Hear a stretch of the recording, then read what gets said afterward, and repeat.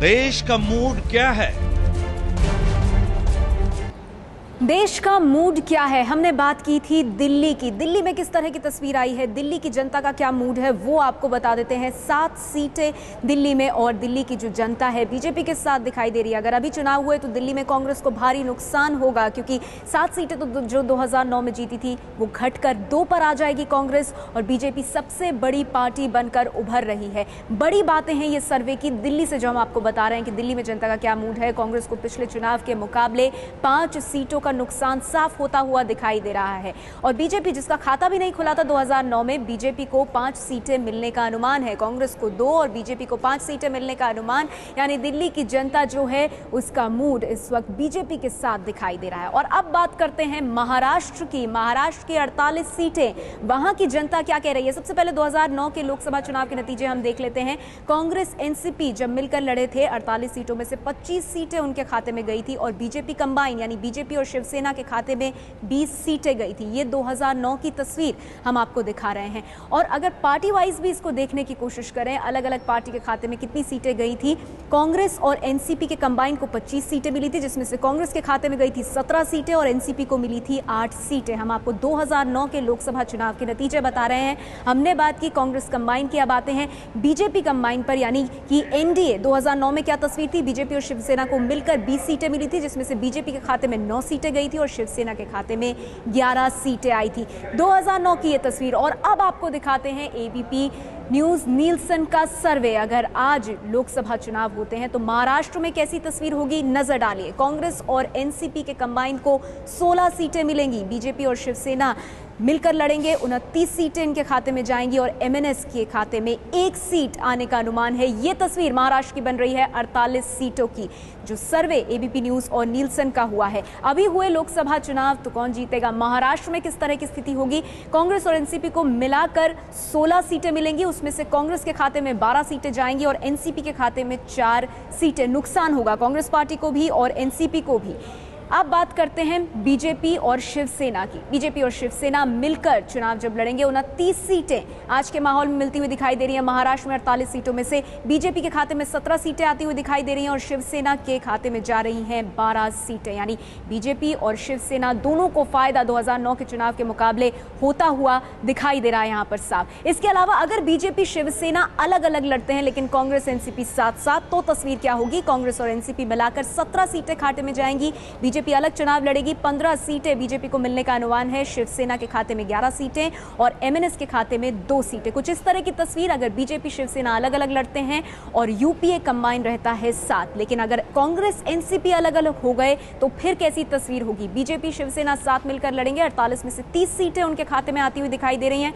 कांग्रेस के खाते में 10 सीटें, एनसीपी के खाते में महज 4 सीटें और एमएनएस के खाते में 1 सीट। ये तस्वीर तब उभरेगी अगर कांग्रेस और एनसीपी अलग अलग चुनाव लड़ने का मन बनाते हैं। अब एक और समीकरण, अगर बीजेपी एमएनएस का गठबंधन हुआ तो क्या होगा। महाराष्ट्र में 48 सीटों में से बीजेपी एमएनएस अगर साथ साथ लड़े तो 18 सीटें उनके खाते में आ जाएंगी।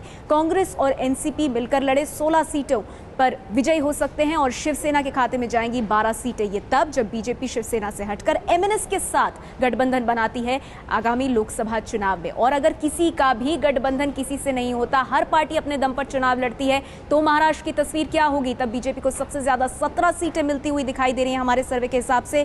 कांग्रेस को 12 सीटें, शिवसेना को 11, एनसीपी 4 सीटों पर सिमट जाएगी और एमएनएस के खाते में आएगी 1 सीट। कुल मिलाकर तस्वीर ऐसी कि बीजेपी शिवसेना को फायदा होगा अगर आज के माहौल में लोकसभा चुनाव महाराष्ट्र में होते हैं। किशोर, तो ये 48 सीटों का बड़ा राज्य महाराष्ट्र, जहां ये हाल होने वाला है।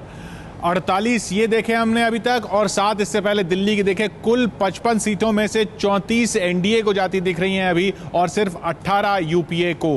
ये तस्वीर अभी बन रही है। लेकिन महाराष्ट्र की इन 48 सीटों पर बात करेंगे सीधा उमेश से, जिनके साथ वहां की जनता मौजूद है महाराष्ट्र की, और नेता मौजूद हैं ठाणे के घंटाली ग्राउंड में। उमेश कुमावत। आज यहाँ सबसे ज्यादा जो फायदा हो रहा है किशोर, वो बीजेपी को हो रहा है। और यहाँ पर पहले जैसे देखा था वैसे ही दिख रहा है कि बीजेपी के नेता संदीप लेले, इनके चेहरे पे मुस्कुराहट है। आपको लगता है ऐसा बीजेपी को सबसे ज्यादा फायदा दिख रहा है इस वक्त? बिल्कुल ये बात सही है, क्योंकि जिस प्रकार से आज देश में माहौल है, भ्रष्टाचार हो या बेरोजगारी हो या अलग अलग घोटाले जो सामने आ रहे हैं और महंगाई, इससे पूरी जनता बड़े पैमाने में त्रस्त है। और इसका प्रतिबिंब ये सामने दिख रहा है। अच्छा, क्या क्या कहते हैं लोग, क्या मानते हैं कि बीजेपी को सबसे ज्यादा फायदा होगा, बीजेपी शिवसेना को? निश्चित तौर पे, क्योंकि कांग्रेस की सरकार ने महंगाई के साथ साथ में व्यापारियों की और बाकी सब लोगों की पूरी तरह से उनके वाट लगा दिए, इसलिए निश्चित तौर पे विपक्ष के रूप में अब कांग्रेस को सत्ता में रहने का कोई अधिकार ही नहीं रहा है। अच्छा, कांग्रेस के नेता क्या कहते हैं? कांग्रेस के नेता, कांग्रेस को सबसे ज्यादा नुकसान, लोग कहते हैं कि आपको सबसे ज्यादा नुकसान है, उनका आपको रहने का कोई हक नहीं है। सबसे पहले तो मैं आपकी शुक्रिया करता हूँ कि देश का मूड क्या है, सीरियल चालू किए, एक दिलचस्प बात लोगों के सामने आप ला रहे हैं। और यहाँ पर जो बोला जा रहा है कि हर वक्त कांग्रेस के बारे में जो सर्वे आता है वो हर साल 5 साल में निगेटिव ही आता है, मगर हर वक्त कांग्रेस लोगों को चाहिए, क्योंकि लोगों के लिए जो एजेंडा है वो कांग्रेस के पास है और कोई पार्टी के पास नहीं। और एक पार्टी के पास एजेंडा जो है कि अभी हमको किसी के साथ जाना है। अब एलबीटी के बारे में जो व्यापारी बोलते हैं उसके बारे में अलग बात। विपक्ष के पास एजेंडा नहीं, क्या आप मानते हैं विपक्ष के पास, शिवसेना के पास कोई एजेंडा नहीं है? शिवसेना के पास एजेंडा है, इसलिए माहौल पूरा चेंज हो रहा है। इस कांग्रेस के सरकार में कौन खुश है? व्यापारी खुश नहीं है, कॉलेज के जो टीचर लोग हैं वो खुश नहीं है, फार्मर्स लोग हैं, शेतकरी है वो खुश नहीं है, सब लोग नाखुश है। इसलिए अभी तय हुआ है कि कांग्रेस और राष्ट्रवादी अभी महाराष्ट्र से जाने वाली है। अच्छा, लोग क्या कहते हैं? क्या कोई लोग नाखुश है इस सरकार से? नाखुश है? लोग बहुत खुश है। एक्चुअली जो कांग्रेस ने जो काम किया है अभी तक, ये बहुत काम किया है। अभी कर्नाटक में कर्नाटक की जनता ने तो दिखाया जो कांग्रेस का क्या है, देश में क्या करिश्मा है, और कर्नाटक की जनता ने। आप मानते हैं कि सरकार, लोग खुश है? लोग बिल्कुल खुश है, कांग्रेस की सत्ता आएगी, क्योंकि वो एलबीटी जो है वो व्यापारी लोग विरुद्ध है, लेकिन सब लोग जो है महाराष्ट्र के हैं वो कांग्रेस के खिलाफ है, कांग्रेस के बाजू में है और कांग्रेस का और मुख्यमंत्री को चाहते हैं कांग्रेस का ही राज आएगा, उसमें 30 सीट्स आएगा कांग्रेस का। अच्छा, क्या लोग कहते हैं, क्या लोग कहते हैं? ये एलबीटी एफडीआई जो लादा है, ये भ्रष्ट व्यवस्था ने उसके व्यापारी प्रकोपित है और आने वाले दिनों में ये जो कांग्रेस और जो गठबंधन की सरकार है उनको धड़ा सिखाने के लिए सब व्यापारी अभी बाहर आएंगे और हराएंगे हम लोग। अच्छा, ये व्यापारी कहते हैं कि हराएंगे। एनसीपी को भी काफी नुकसान है। आप मानते हैं कि व्यापारी सारे लोग यहाँ पर जो है? अभी आप जो पूछ रहे हैं वो एलबीटी का आज का सब्जेक्ट नहीं है। देश का मूड क्या है, चुनाव के बारे में आप पूछ रहे हैं। एलबीटी एक अलग सब्जेक्ट है, उसके बारे में अपन निश्चित तौर से एक अलग चर्चा कर सकते हैं। ये भी दिखा रहा है कि एनसीपी को काफी नुकसान है, पहले 8 सीटें थी, अब 4 सीटें हैं।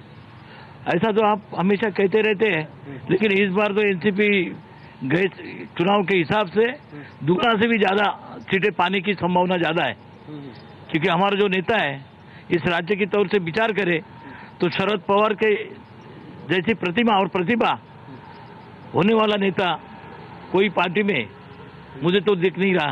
अच्छा, ये मानते हैं, इनका कहना है कि शरद पवार के पास प्रतिभा है। क्या आप मानते हैं कि उनका कहना है कि उनकी ही सरकार आएगी? ये तो कहते रहेंगे, अभी सरकार में बैठे हुए हैं, महाराष्ट्र में दूसरी बार आए हैं, केंद्र में 1947 से लेके वो 75 तक रहे। 75 में आनी बानी डाली गई। इंदिरा गांधी जी ने दिवंगत नेता है, मैं आदरपूर्वक नाम लूंगा, लेकिन फिर भी इंदिरा जी ने इस लोकशाही का गला घोटा है, ये जनता जानती है। उसके बाद में वापस उनको संधि मिली और आज तक उन्होंने जो देश में नंगा नाच किया है, महंगाई, बेरोजगारी और भ्रष्टाचार, इन 3 चीजों से जो ये देश को बर्बाद करने के प्रकार और नतीजे जो देश देख रहा है, मेरे को पूरा कॉन्फिडेंस है कि इस समय कांग्रेस पूरा धुआं उड़ने वाला है। और कर्नाटक का कोई उसका उदाहरण देना बिल्कुल गलत है। कर्नाटक के बारे में हमारे नेताओं ने पहले ही उसके बारे में भाष्य किया है। कर्नाटक का मुद्दा यहाँ नहीं बैठता महाराष्ट्र में। नहीं, कर्नाटक अलग चीज है, महाराष्ट्र अलग चीज है। लोकल विधानसभा के जो चुनाव होते हैं उससे लोकसभा के चुनावों का हम कोई आकलन नहीं कर सकते। महाराष्ट्र की परिस्थितियां अलग है। निश्चित तौर से जनता परिवर्तन चाहती है और परिवर्तन में समय लगता है। निश्चित तौर से जो भी गलतियां की हैं कांग्रेस की सरकार ने, तो उसकी सजा तो उसको भुगतनी पड़ेगी।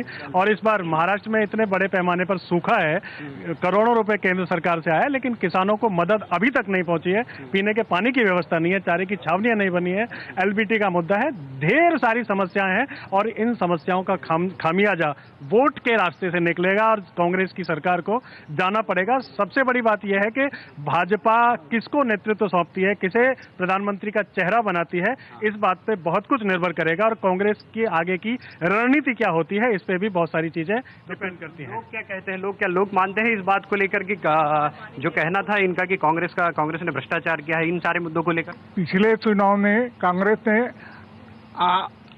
का हाथ गरीब के साथ ऐसा चुनाव घोषणा पत्र दिया था, लेकिन उनका जो पॉलिसी मैटर है वो सब आम आदमी के खिलाफ है। पहले 12 सिलेंडर पे लिमिट नहीं था, बाद में उसने 6 सिलेंडर किया, बाद में जनता में असंतोष बढ़ गया तो 9 सिलेंडर कर दिया। ऐसा सब पॉलिसी में है और भ्रष्टाचार तो पूरा दुनिया में देखता है और उसके ऊपर कुछ करता नहीं है। सुप्रीम कोर्ट जाना पड़ता है, सुप्रीम कोर्ट का आदेश आने के बाद वो अब अमल बजावनी करता है। अच्छा, आपको लगता है कि भ्रष्टाचार मुद्दा है यहाँ पे? हाँ, काफी भ्रष्टाचार काफी पैमाने पे मुद्दा है और मैं खास करके बोलना चाहूंगा कि देश के युवा में बहुत आज उदासीनता है। उनके लिए ये गवर्नमेंट कोई ठोस प्रोग्राम नहीं है, तो युवाओं को एक अच्छी लीडरशिप, एक सक्षम लीडरशिप चाहिए, एक सक्षम गवर्नमेंट चाहिए, जो ये सरकार देने में काफी फेल हो गई है। अच्छा, ये एक सरकार फेल हो रही है एक सक्षम गवर्नमेंट देने में। आपको लगता है कि युवा लोग कहते हैं कि उनके पास कोई नेता नहीं है कांग्रेस के पास? मैंने आपको बताया कि 17 महीना ये बीजेपी की सरकार रही, उसके बाद उनको खतरा हो गया, तब से ये सपना ही देख रहे हैं। इनको लग रहा है कि चेहरा बदलेगा तो इस बार भारत का पंतप्रधान हमारा हो जाएगा। हम चेहरे पे नहीं जा रहे, हम लोगों को क्या देना चाहते हैं उसका प्लानिंग हमारे दिमाग में है। हमको क्या देना है ये भी हमारे दिमाग में प्लानिंग है। इस दुनिया में आज लोग बोल रहे, इलेक्ट्रॉनिक मीडिया के सामने जो बोल रहे हैं, ये भी राजू जी की देन है भारत के लिए। ऐसे कई एजेंडे हमारे पास पड़े हैं। तो एलबीटी का भी मुद्दा है, जो एलबीटी में भी अभी इनके आपस में है, जो शिवसेना के पास विपक्ष के पास एजेंडा नहीं है। ये देखो, आज महाराष्ट्र की स्थिति आप देखेंगे, लोगों को पीने को पानी नहीं है, लेकिन आज जो एनसीपी के बड़े लीडर शरद पवार साहब भिवंडी आए, वहां रोड है वो पीने के पानी से धोए। ये ऐसे नेता आने के बाद, इनके हाथ में शासन देने के बाद लोगों को इसी तरह जो पील रहे हैं, इसीलिए लोग पूरे नाराज। आज भिवंडी पूरा बंद रखा है लोगों ने, पीने को पानी नहीं, और नेता आते तो रास्ता पीने के पानी से धोते हैं। सूखा मुद्दा है आपको? कांग्रेस के मित्र ने बहुत अच्छी बात कही कि कांग्रेस के पास जबरदस्त प्लानिंग है। हाँ, निश्चित तौर से प्लानिंग है, 2G स्पेक्ट्रम की प्लानिंग है, कोयला घोटाले की प्लानिंग है, जितने भी भ्रष्टाचार हो सकते हैं उन सब की प्लानिंग कांग्रेस के पास है। इस देश की ऐसी तैसी करने की जितनी भी व्यवस्थाएं हो सकती हैं वो सब कांग्रेस ने व्यवस्थित तरीके से की है, और मुझे लगता है कि इतनी व्यवस्था करने के बाद इस देश की आपको लगता है ये व्यवस्था है इनका हर एक जो आरोप है कांग्रेस के ऊपर बहुत बरसों से है, और ये आरोप कभी सिद्ध हुआ नहीं है।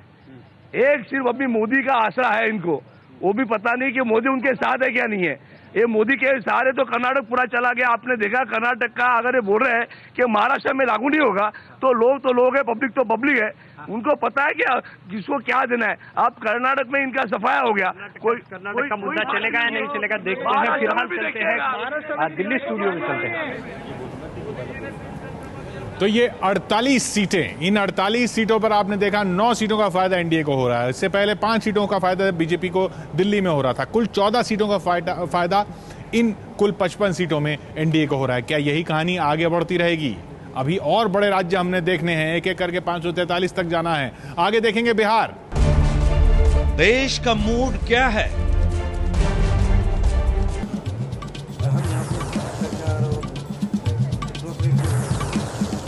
आज चुनाव हो जाए तो देश का मूड क्या है, कौन जीतेगा, किसकी सरकार बनेगी? 2 राज्यों में हमने देखा अभी तक कि क्या बता रहा है एबीपी न्यूज नीलसन का सर्वे। दिल्ली हमने देखा और महाराष्ट्र हमने देखा। महाराष्ट्र पर वानखेड़े जी, आप सहमत हैं इस पर कि ये बीजेपी और शिवसेना को मिला के 29 सीटें और कांग्रेस और एनसीपी की 16? नहीं किशोर, यदि पिछले चुनाव का भी विश्लेषण करें और इस चुनाव का भी, जो आने वाला चुनाव है, यदि आज वोटिंग होता है या 2014 में वोटिंग होता है, महाराष्ट्र की राजनीति में एमएनएस ऐसा एक फैक्टर है जिसको आप भूल नहीं सकते।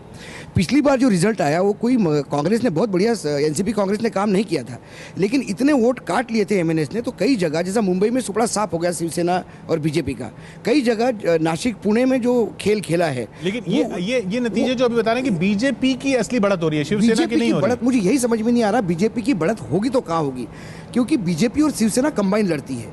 जहाँ शिवसेना बीजेपी कंबाइन लड़ती है, उनका वोट जहाँ इकट्ठा पड़ता है, वो वोट का मेजर चंक जो है वो एमएनएस लेता है और एमएनएस का हर चुनाव में वोट परसेंटेज बढ़ रहा है, कम नहीं रहा है।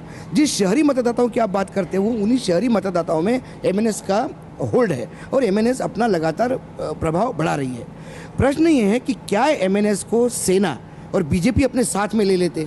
यदि सेना, एमएनएस और बीजेपी ये साथ आते हैं तो 48 में से 35 सीटें ये ले जा सकते हैं। इतना इनका वोट शेयर हो सकता है, क्योंकि जो कांग्रेस और एनसीपी जो लड़ती है, आपका ये कहना है कि एमएनएस जो अगर इतना अगर मेजर फैक्टर और अगर बढ़ता हुआ फैक्टर है तो फिर बीजेपी को ही नुकसान होने वाला है। बीजेपी और सेना को दोनों को नुकसान होगा। ये दोनों इकट्ठा लड़के। ये कांग्रेस और एनसीपी का सवाल है, एनसीपी की पिछली 8 सीटें यदि आप देखोगे तो वो सब इंडिविजुअलिस्टिक सीटें हैं। चाहे एनसीपी के टिकट पे नहीं लड़ते तो भी वो जीत के आते। एनसीपी का जो अभी 17,000 करोड़ का जो घोटाला है वो एनसीपी के मत्थे है। उसके बाद जो अजीत पवार का स्टेटमेंट था, पानी नहीं तो क्या मैं सुसु करूं क्या, ये स्टेटमेंट वहाँ की जनता भूलेगी नहीं, क्योंकि वहाँ भयंकर सूखा पड़ा है। सूखे के लिए मानते हैं कि उन्होंने प्रायश्चित उन्होंने किया। लोग उस बात को नहीं भूलेंगे जिसको पानी नहीं मिला। तो इसलिए एमएनएस को, जब एनसीपी को वोट मांगने के लिए तकलीफ होगी। हाँ, यदि थोड़ी बहुत सीटें एनसीपी और कांग्रेस की घटती भी है तो उसका श्रेय एनसीपी को जाएगा, क्योंकि कांग्रेस की छवि बाय एंड लार्ज आज भी एक क्लीन मुख्यमंत्री की है। भले ही वो पानी नहीं दे पा रहा है लेकिन कम से कम पैसा नहीं खा रहा है। ये लोगों को एक आशा है वहाँ पे। ये एक बात जो उन्होंने अशोक जी ने कही कि एमएनएस अगर बढ़ता हुआ फैक्टर है तो फिर बीजेपी को कैसे फायदा होगा। और यही सवाल अब आपको लेकर भी उठ रहा था दिल्ली में कि आम आदमी पार्टी अगर एक बढ़ता हुआ फैक्टर है तो फिर बीजेपी को कैसे फायदा हो रहा है, क्योंकि अगर सत्ता के विरोध में जो वोट पड़ रहे हैं उसके लिए एक और दावेदार खड़ा है। देखिए किशोर जी, मुझे लगता है कि फ़ायदा तभी हो सकता है जब वो प्रधानमंत्री के रूप में, जैसा आपके जो संवाददाता बात कर रहे थे जनता के साथ, उसमें भी उन्होंने कहा कि नरेंद्र मोदी को यदि वो प्रधानमंत्री घोषित कर दें, क्योंकि लोकसभा का चुनाव है, ये महाराष्ट्र विधानसभा का चुनाव नहीं। ये बात सही है कि पृथ्वीराज चौहान की छवि बहुत अच्छी है, इसलिए उसका फ़ायदा कांग्रेस को ज़रूर मिलेगा। और शिवसेना के साथ यदि समझौता नहीं होता है, जो अशोक जी भी कह रहे थे, निश्चित रूप से एनसीपी को ज़्यादा नुकसान यदि अलग चुनाव लड़ती है। लेकिन दिल्ली का जहाँ तक सवाल है, मैं इस बात से असहमत हूँ कि आप पार्टी मेरा तो मानना है कि उसकी जमानत कहीं बचा पाएँ लोकसभा के किसी चुनाव में। नहीं, बीजेपी को नुकसान देने में, हाँ बीजेपी को नुकसान हो सकता है। यही दिल्ली में 2-3 सीटें जैसे आप भी दिखा रहे हैं, जैसे कोई जिन्होंने अच्छा काम किया हो ऐसे एमपी जीत सकते हैं, लेकिन संदीप दीक्षित जो शेयर दीक्षित के बेटे हैं, मुझे तो लगता है कि उन्हीं का जीतना सबसे बड़ा कठिन है, क्योंकि काम चाहे किया हो लेकिन उन्होंने खुद एज एमपी यदि काम नहीं किया है। यदि महाबल मिश्रा ने काम किया है, जेपी अग्रवाल ने किया है, तो शायद वो जीत सकते हैं। लेकिन कांग्रेस की दुश्मन कांग्रेस है और बीजेपी के दुश्मन भी बीजेपी वाले हैं। ज़्यादा खतरा इस बात का, इसलिए हम और आप जो सर्वे करते हैं उसमें डिपेंड करता है कि किस एमपी ने क्या काम किया। अभी ये तो सिर्फ 55 सीटों की बात है, आगे और बड़े राज्य आने हैं। बिहार पर भी नजर डालनी है, उत्तर प्रदेश पर भी नजर डालनी है, लेकिन इरफान साहब के कार्टून में पर भी नजर डाल लेते हैं। अभी तक उन्होंने क्या क्या बनाया है। इरफान साहब हमारे साथ लगातार दो राज्यों की हमने बातें कर ली, एक महाराष्ट्र की और दिल्ली की। तो सबसे पहले दिल्ली की बात करते हैं कि इस कार्टून में दिखाया है कि पंजा जो है वो पंजा 5 सीटों वाला हो गया है, जिसका मतलब है कि 5 सीटें बीजेपी के पास। पहले पंजा कांग्रेस का था 7 पर, अब पंजा जो है यानी 5 जो है वो बीजेपी ले रही है। ये खुशफहमी है जिसके ऊपर से पर्दा हटाया है कि वो पंजा जो है वो बीजेपी की 5 सीटें हैं, कांग्रेस का पंजा नहीं है। और दूसरा ये कि महाराष्ट्र का सर्वे जो दिखाया है उसके अंदर कांग्रेस के लिए पानी नहीं है और एनसीपी के लिए पानी सबसे बड़ा मुद्दा होगा, जिसके ऊपर ये दोनों हारेंगे। तो महाराष्ट्र के सर्वे में इरफान साहब का कार्टून कह रहा है कि घड़ा जो है वो खाली हो चुका है, यूपीए का एक बूंद नहीं बची है।